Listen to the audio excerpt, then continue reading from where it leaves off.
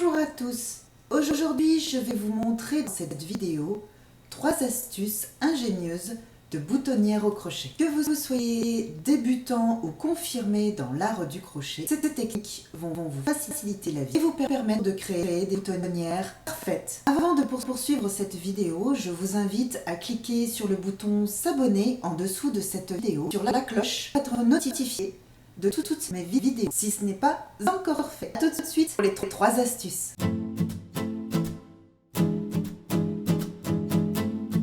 Je me présente rapidement pour ceux et celles qui ne me connaissent pas encore. Je suis Nadège et j'accompagne les crocheteuses comme vous à s'améliorer au crochet en leur faisant découvrir des astuces et des techniques essentielles. Alors me voici arrivée à la fin de mon 4e rang et donc du coup je vais former la première boutonnière, donc première technique de boutonnière. Pour cela je vais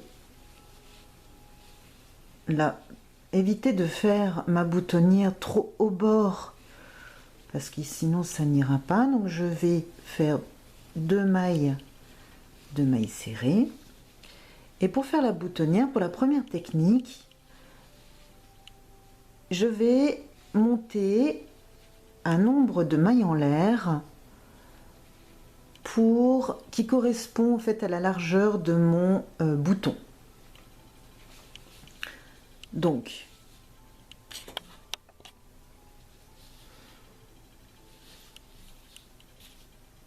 selon la grosseur de votre bouton, alors ici si je passe au moins que deux mailles ce sera suffisant.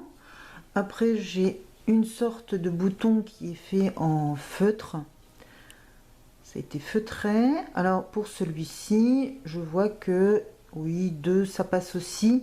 Après si vous prenez un bouton beaucoup plus gros, ben vous voyez l'espace, comme je viens de faire, l'espace que vous devez effectuer pour pouvoir passer votre bouton dans la boutonnière. Donc ici je vais passer que 2 mailles, ça suffit. Donc je vais monter 2 mailles en l'air, 1 et 2, et je viens donc sauter les 2 mailles qui correspondent donc aux 2 mailles en l'air que je viens d'effectuer. Et dans la 3e, je viens donc faire mes mailles serrées. Donc ici j'ai ma boutonnière qui est formée et je continue jusqu'au bout mon rang de mailles serrées. On se retrouve à la fin du rang. Pour le rang suivant, le rang 6e rang, je vais crocheter des mailles serrées jusqu'à atteindre la boutonnière, donc les mailles en l'air que l'on a formées au rang précédent.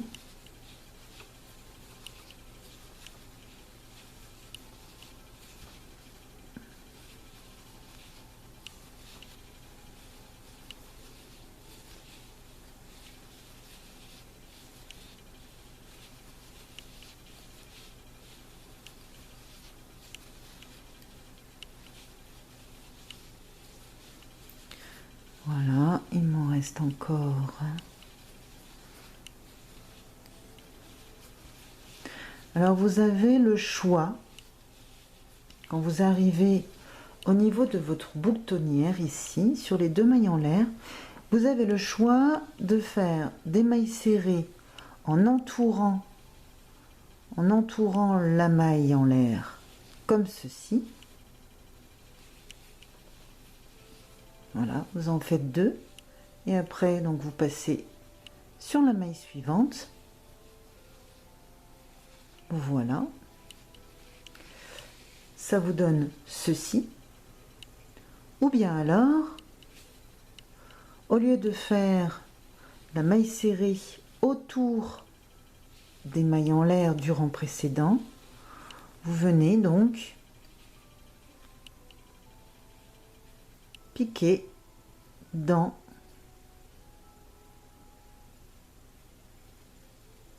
prendre donc dans la maille.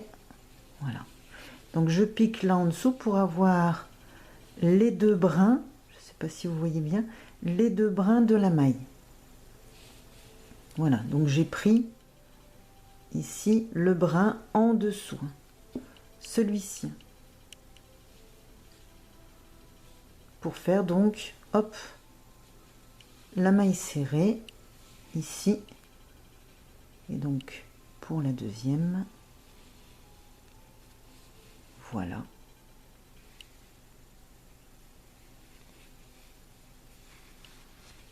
Ça vous donne ceci. Ça donne pas la même chose puisque ici on verra le brin de la maille ici. Alors tout dépend. Faites comme ça vous plaît, ou vous faites comme je viens de vous montrer, ou comme tout à l'heure, entourez la maille. Et l'on vient finir donc le rang par des mailles serrées.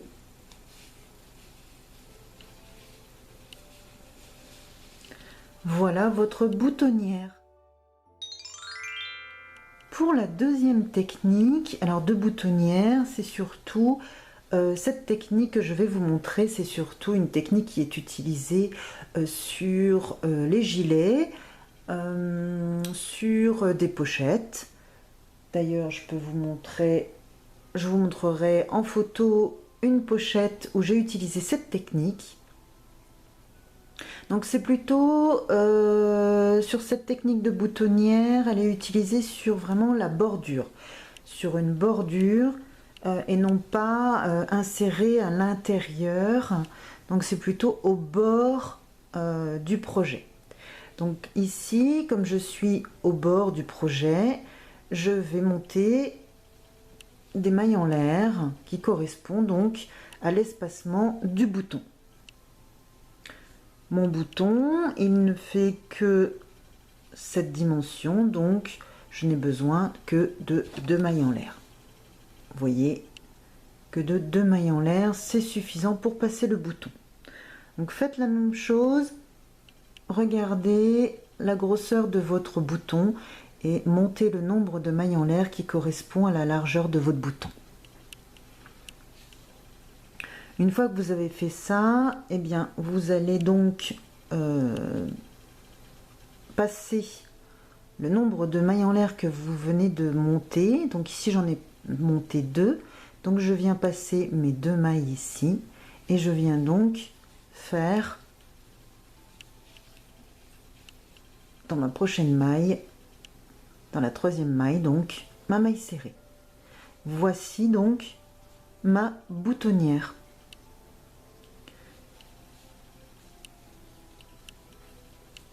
Et donc quand je vais finir, je me suis trompée. Donc vous espacez comme vous avez envie de mettre le nombre de boutons que vous avez envie de mettre sur votre le long de votre gilet ou de votre pochette ou voilà. Donc, et vous recommencez donc, là je monte 2 mailles en l'air et je viens passer mes 2 mailles et je vais faire donc ma maille serrée dans ma 3e maille. Et je viens comme ça faire mes boutonnières sur le bord. Donc ça c'est ma 2e technique de boutonnière. Je vais vous montrer à la fin.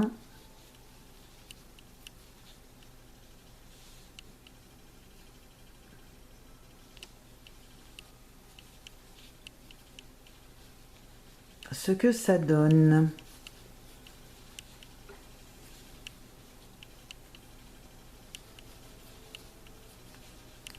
Alors calculez en fonction voilà, du nombre de mailles que vous avez. Là j'ai pu faire donc sur 20 mailles, j'ai pu faire 1, 2, 3 et 4 boutonnières séparées de 3 mailles serrées. Voilà. Et donc une fois que vous avez fait votre boutonnière, vous avez donc votre autre partie où vous avez cousu votre bouton. Et donc du coup ici, quand vous repliez, vous pouvez passer votre bouton. Donc quand vous avez votre deuxième partie de gilet,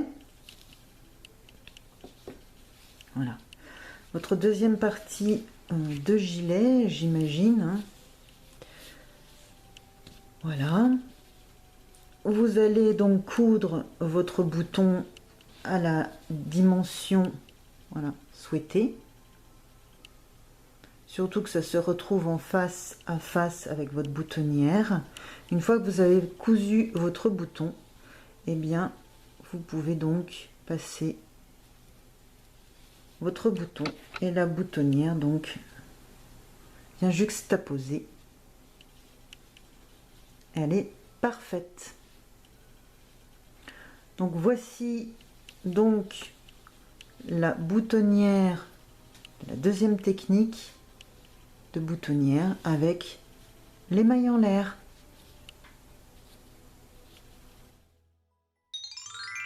Pour ma troisième technique, alors là, ça va être carrément sur votre projet, c'est-à-dire que je vais venir, alors ici c'est sur des mailles serrées, mais vous pouvez très bien le faire sur des brides. Et on va venir donc faire une boutonnière sur la bordure. On va venir faire ici une boutonnière sur donc le côté. Par exemple, alors ici je suis sur des brides, on peut très bien le faire. Donc je viens piquer à l'endroit où j'ai envie que ma boutonnière atterrisse. Je viens insérer mon fil et je viens faire des mailles coulées pour atteindre le bord. J'ai fait des mailles coulées pour atteindre le bord de mon projet. Ici je viens monter des mailles en l'air, autant de mailles en l'air que vous le souhaitez, donc c'est-à-dire pour que votre bouton puisse passer, et aussi que quand vous allez refermer, donc je viens repiquer au même endroit où je viens de monter, donc à la base de ma maille chaînette, je repique au même endroit et je viens refaire donc une maille coulée pour pouvoir, voilà, bloquer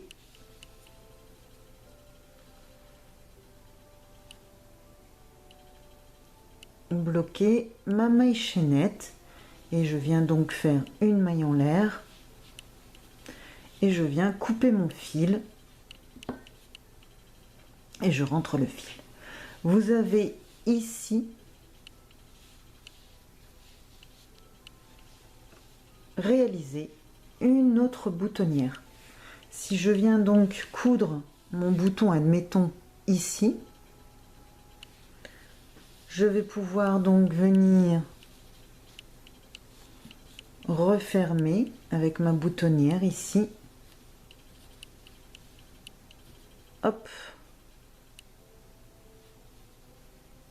Et passer mon bouton, voilà, passer mon bouton dans la boutonnière.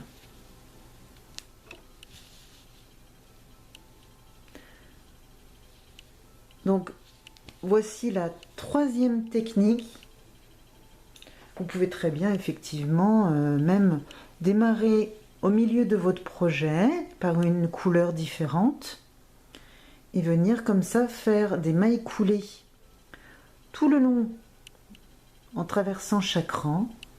Venir monter donc une maille chaînette quand vous arrivez sur le bord de votre projet. Vous pouvez très bien aussi l'utiliser sur un gilet. Sur une pochette. Voilà, un gilet, une pochette ou un sac. Ça ira très bien aussi. Voilà pour mes 3 techniques de boutonnière. Voilà, vous avez maintenant 3 astuces pour confectionner des boutonnières. La boutonnière horizontale, la boutonnière de bordure et la 3e boutonnière un peu fantaisie. Je vous montrerai dans d'autres vidéos d'autres boutonnières si ça vous dit. Dites-le moi en dessous de cette vidéo dans les commentaires. Amusez-vous à les essayer dans vos projets de crochet. N'hésitez pas à varier les couleurs et les motifs pour personnaliser vos créations. Laissez-moi un pouce en l'air si vous avez appris quelque chose. Abonnez-vous en activant la cloche si ce n'est pas encore fait. Je vous remercie d'avoir regardé cette vidéo et à bientôt pour de nouvelles astuces créatives. Bye bye!